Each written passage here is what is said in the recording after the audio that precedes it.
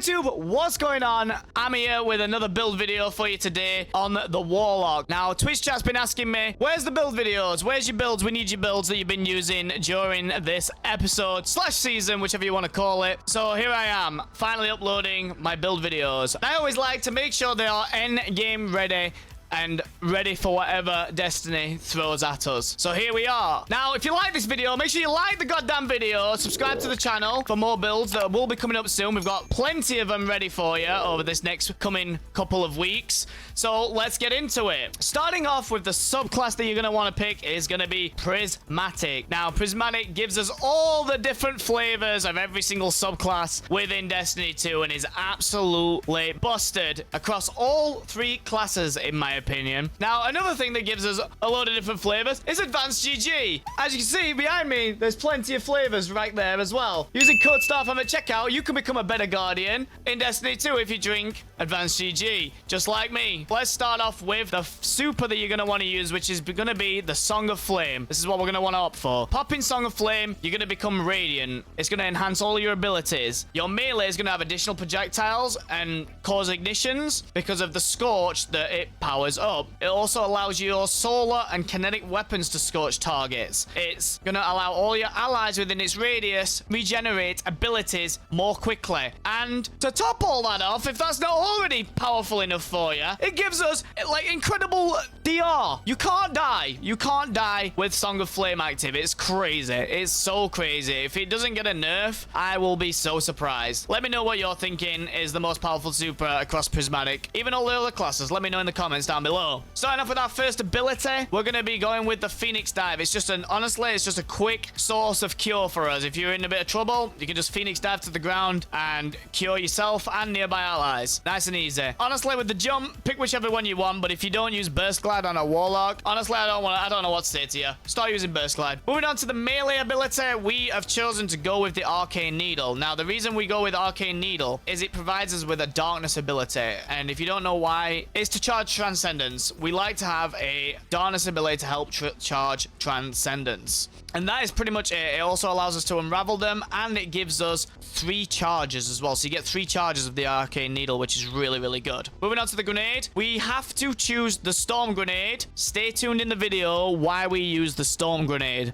Okay? You will find out here very soon. Aspect time. First one you're going to opt for is Bleak Watcher. This is going to allow us to convert our grenade into a Stasis turret that basically fires slowing projectiles, and it allows us to freeze targets. It can freeze unstoppables, meaning you can shatter them and stun them. It slows overloads, so you can stun overloads. It is just a really good all-round aspect to use in this build. Second aspect is going to be Feed the Void. Whenever we defeat a target with an ability, it activates Devour. When you have Feed the Void on, Devour effects are improved, and it also restores additional health to just normal Devour from like another subclass such as Void if you use Echo of Starvation, but it also gives us grenade energy as well. It's absolutely busted. It's so good. Like, literally, Devour keeps me alive so much when just getting kills, because once you have it procced, you can extend it by just getting kills with your weapons. It doesn't have to be ability kill. You can just proc it off an ability kill, which is what's so good about it on the Warlock. So that covers your 2 aspects. That's going to give you 5 fragments. Now, the first fragment you're going to pick is going to be Facet Protection. Now, you probably will pick this fragment on any build that you make with Prismatic,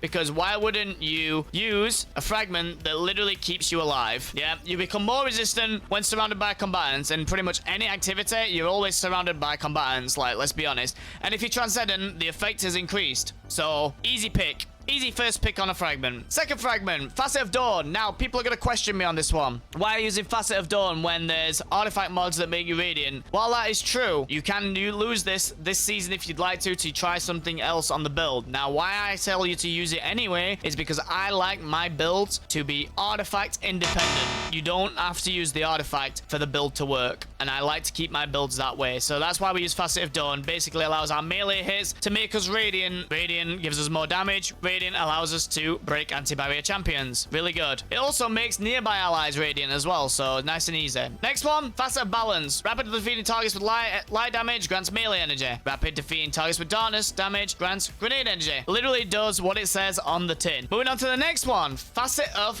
Purpose. This one is a no-brainer because no matter what your super you're using, it's going to provide you with a good benefit, okay? Now, we're using Song of Flame, so that's what we'll keep it to on this one. So when we pick up an overpower, because we've got Song of Flame on and it matches your equipped super, it gives us restoration when picking up an overpower. I don't think there's anything else I need to say about it. Like, it is such a good fragment, and one fragment, honestly, I think gets used in most builds in the game, honestly, right now. I think the weakest option you can have here is if you want a Void Super and you get the Void Overshield, but Woven Mail, busted. Amplified, really, really good. Restoration, busted. Like, Woven, like, it's just so good. It's just such a good fragment, so that's the next one we're gonna go with. Now, for the fifth and final fragment, we've been playing around with different ones. We've been using Facet of Courage. Now, Facet of Courage, Arc, Soul, and Void abilities will deal more damage when targets are afflicted by darkness debuffs. Now, you don't need to use this one if you don't want to. We've just been playing around with it. I like this fragment. It's good for, like, you know, doing damage to bosses, whatever it may be, right? Even clearing big ads such as champions, etc.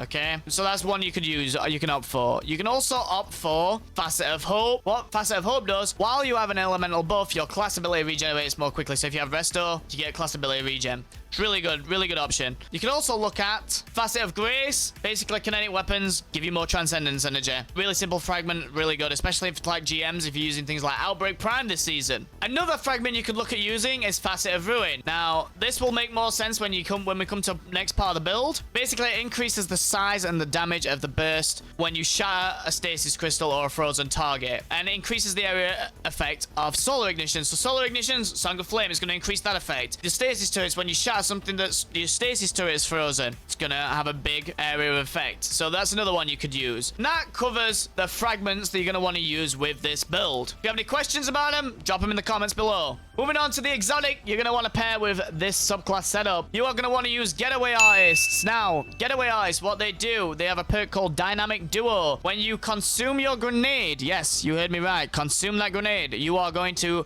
create a stasis turret from our aspect that we spoke about earlier. And this is why we use the Storm Grenade, because you have to have the Storm Grenade, because it's an Arc Grenade, you convert the Arc Grenade into an Arc Soul. So you have an Arc Soul and a stasis turret on the field. Insane, right? And it also makes you amplified. Now, the Arc Soul functions as a turret. It just shoots things, providing you with transcendence energy, great ad clear. They are so good. They're so much fun. It's just such a good build for controlling ads around you. So that covers the exotic for you. It's literally as simple as that. There's no reason to go on any more about it. It does pair well with the artifact. Like I said, it will work without the artifact, but basically in the artifact there is a mod called Galvanic Armor. While you have an Arc subclass or a Prismatic subclass equipped, incoming damage combines with reduced when amplified. So being always amplified is really good. Now, getting kills when you have Devour active as well, or an ability kill. So you get an ability kill with your Arcane Needle or your Arc Soul, you get Devour. Then doing all that loop is going to give you grenade energy back, meaning you'll get another